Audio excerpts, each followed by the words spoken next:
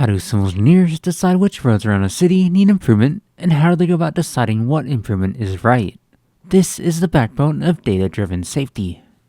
There are two pathways of using data for deciding where there is some sort of problem with how a roadway is being used and how it can be improved.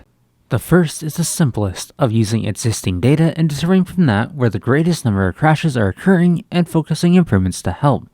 This can be done using TIMS data, also known as Transportation Injury Mapping System, that uses existing data to map out the location of crashes within cities, counties, and along state routes in California. It provides dates and locations along with the type of crash that occurred. This is the real side of the numbers, but the other side is prediction using SPFs or safety performance functions. These are crash prediction models that use equations to predict the number of a specific type of crash in a specific location. An example of this I'll use later, even though it doesn't fit perfectly in this video, is an equation that predicts the number of crashes that would occur in a 1-year period along a rural road. Before we get there though, let's talk about what we can do with this data once we have it, whether it be from prediction or real data. This is where CMFs come into play, also known as crash modification factors, or the title of the video. CMFs are a number for the predicted change in the total number of a specific type of crash that will occur in a location based on what improvement is put into place. So a number of 2 mean that after that change is put there, then the total number of crashes will double, while a number less than 1 means that there will be less crashes in the future, with a simple equation of multiplying the predicted number of crashes by the CMF. There is no one set CMF for every improvement, and many improvements have multiple studies with varying CMFs. Who is funding all these studies and why? That would be the U.S. Department of Transportation Federal Highway Safety Research Center. The answer to the why is something called value engineering, how to make the most out of little. Transportation needs always jump back to the money, and the most important thing that the government focuses on is how they can stretch the most amount of money to provide the best for communities and increase the safety for the greatest number of roads, determining which areas are most in need and what solution can be done that uses the least amount of money to save the greatest number of lives. Time to move on to the 2 examples with a few different things I want to demonstrate. It's going to turn into a lot of numbers, so please bear with me. First, let's start off with example 1. For this example, I want to focus on real data for an intersection that had 10 crashes within 2022, specifically located in Santa Clarita, Soledad Canyon, and Whites Canyon Road. Due to the nature of CMFs, we need to focus on a specific area that we want to improve and how we will go about it. 2 of the 10 crashes were vehicles involved with a bicycle, so this is the problem that we'll be focusing on. From first look, the first thing that comes to mind of why this specific location is having difficulty with dealing with this is having the Santa Clara River Trail lead directly out onto a sidewalk with no bike lane or other bicycle infrastructure. One of these 2 crashes occurred specifically right here, and was designated the bicycle's fault for going the wrong way on the road. First step done, find a location that has a problem. The next step, how to fix it. 2 possible fixes that I'm choosing to look into are either reducing the speed limit of the road from 45 miles per hour to 40 miles per hour or adding a bike lane. I'll leave the value engineering for example 2, so this will be purely the predicted change if either of these changes were to be implemented. First one, speed limit reduction. For the sake of the example, I'll assume that pure signage will be able to get the job done, but if you want to know more about how this is most likely not the case, check out my video, Speed Reduction Done Wrong. I'll be using an example equation for calculating the CMF based on changing the speed limit, that being CMF equals e to the power of 0.04793 times y, the proposed speed limit, minus x, the existing speed limit.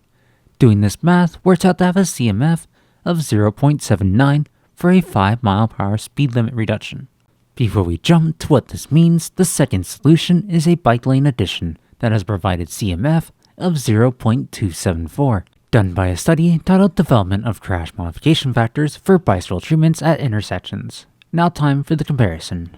We multiply both of these CMFs by the total number of crashes, but since they were both focused on vehicle and bicycle related crashes, we have to use the 2 instead of the total 10. The speed reduction would reduce crashes by around 0.5, while the bike lane would reduce crashes by around 1.5 using just 2022 data. This is a small data set we are working with, but also the data I'm focused on only comes with this one intersection from a single year, so extending the range of data to multiple years could help better demonstrate the need. Now that we have the number of reductions, how do we pick? Time for example 2. This example will be a bit more focused on the value part of value engineering. This area is also less about actual real data and use an example of a SPF equation to predict future crashes along the road. The focus area is Lake Keys Road near Cascade from Pine Canyon Road all the way north to Ridge Route Road, a total stretch of around 22.8 miles. Instead of the bicycle improvements, the focus of this example is runoff road for rural areas. Let's start off with the prediction equation for the total number of crashes. The example equation is based off the total length of the road and annual average daily traffic. Our predicted number works out from 22.8 miles of road times e to the power of negative 5.05 times 139,000 AADT to the power of 0.66, which works out to be approximately 362 crashes in 1 year on this stretch of road. Now to the two solutions I'll be choosing for the runoff road problem. Rumble strips for either the entire stretch of road or a large portion, or alternatively, high friction surface treatment for a more targeted selection of curves along this road. Time for the money, so sit tight with me for a tiny bit.